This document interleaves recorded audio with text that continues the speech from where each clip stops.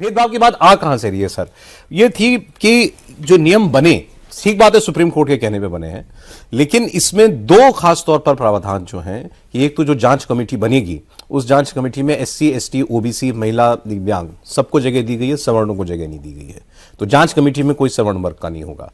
दूसरा, अगर कोई गलत मैलिफाइड कंप्लेंट करता है, गलत नियत से कंप्लेंट करता है किसी को जबरदस्ती फंसाने के लिए, तो उसके खिलाफ कोई पीनल प्रावधान नहीं है कि उसके खिलाफ कार्रवाई की जाए। ये दो ऐसी बातें हैं जिनको लेकर सवर्ण वर्ग जो आक्रोशित है वो ये कह रहा है कि आप इस प्रेमाइस से आपने ये नियम बनाए हैं कि भेदभाव उच्च जाति वाले बाकियों का ही करेंगे और मान के आप ये चल रहे हैं, इसलिए उनको जगह ना कमेटी में है ना गलत शिकायत के खिलाफ कोई प्रावधान इसके अंदर दिया गया है।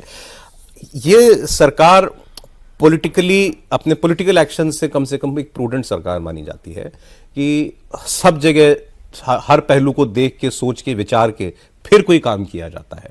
क्या आपको लगता है कि इस मुद्दे में कहीं कोई चूक हो गई है ये नियम बनाने में? एक पक्षी होता है फ्लेमिंगो, जरूर नाम सुना होगा। हाँ जी। उसमें एक प्रवृत्ति होती है, आज तक साइंटिस्ट जो है जान नहीं पाए हैं कि कारण क्या है। अचानक एक दिन वो झुंड में जाते हैं ऊंची पहाड़ी पर, वहाँ से नीचे खाई में छलांग लगा देते हैं। वो काम किया है बीजेपी ने इस गाइडलाइन के जरिए। भेदभाव से बचाने के लिए जो कमेटी बनाई आपने, जो गाइडलाइन बनाई, वो भेदभाव से शुरू होती है। एक चीज होती है भाई ज्यूरिस्प्रूडेंस में, नेचुरल लॉ ऑफ जस्टिस। आप प्राकृतिक न्याय के खिलाफ कानून लेकर या नियम लेकर आए हैं कि जो शिकायत करेगा वो झूठी करे या सच्ची, उसको छूट है, उसका कुछ नहीं होगा। लेकिन झूठी शिकायत पर भी जिसके खिलाफ शिकायत हुई है उसको सजा मिल जाएगी, उसका करियर बर्बाद हो जाएगा, उसका जीवन बर्बाद हो जाएगा। जिम्मेदार कौन है? धर्मेंद्र प्रधान आजीवन मंत्री नहीं रहने वाले हैं, किसी के खिलाफ नहीं होने देंगे। अरे आप आज हैं, चलिए मान लेते हैं कि आप अभी नहीं होने देंगे, आप जिस दिन नहीं रहेंगे उस दिन क्या होगा? जब कानून ही आपने ऐसा बनाया है जो भेदभाव करता है, ये असल में भेदभाव को कम नहीं करता, बढ़ाता है। दूसरा, आपने सबसे बड़ा पाप ये किया है कि अगड़े और पिछड़ों को आमने सामने खड़ा कर दिया कि तुम एक दूसरे के दुश्मन हो, ये तुम्हारा उत्पीड़न करते हैं, तुम पीड़ित हो, तो तुमको शिकायत करनी है इनके खिलाफ तो करो, इनकी जिंदगी बर्बाद कर सकते हो तो करो, इसकी छूट है। तो अभी भी कह रहे हैं कि वो सुप्रीम कोर्ट ने व्यवस्था देने को कहा, तो हमने सुप्रीम कोर्ट ने वेमुला केस जो हुआ था, रोहित वेमुला खुशी मामला, उसके बाद गाइडलाइन बनाने को कहा था एससी एसटी के लिए।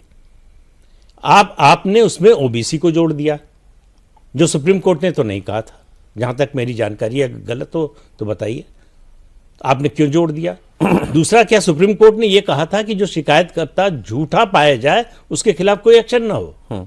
तो सुप्रीम कोर्ट का बहाना मत कीजिए, आप बताइए कि आपने ये क्यों किया, इसकी जरूरत क्या थी।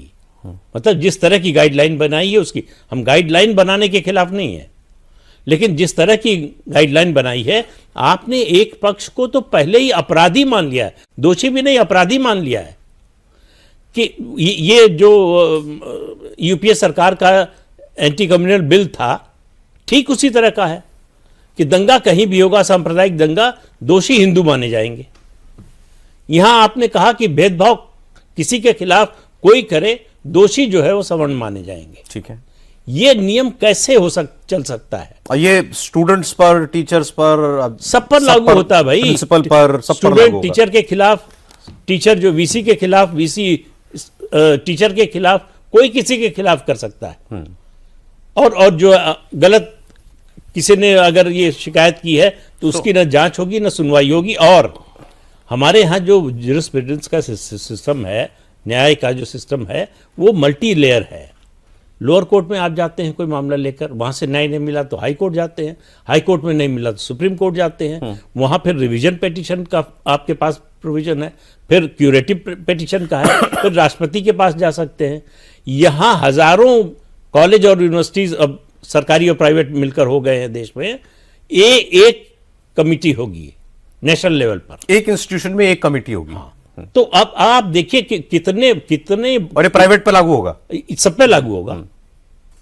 तो इसलिए जो है ये जिसने भी किया है, ये मेरा मानना है कि सिर्फ और सिर्फ सत्ता के अहंकार में कि हम कुछ भी कर सकते हैं।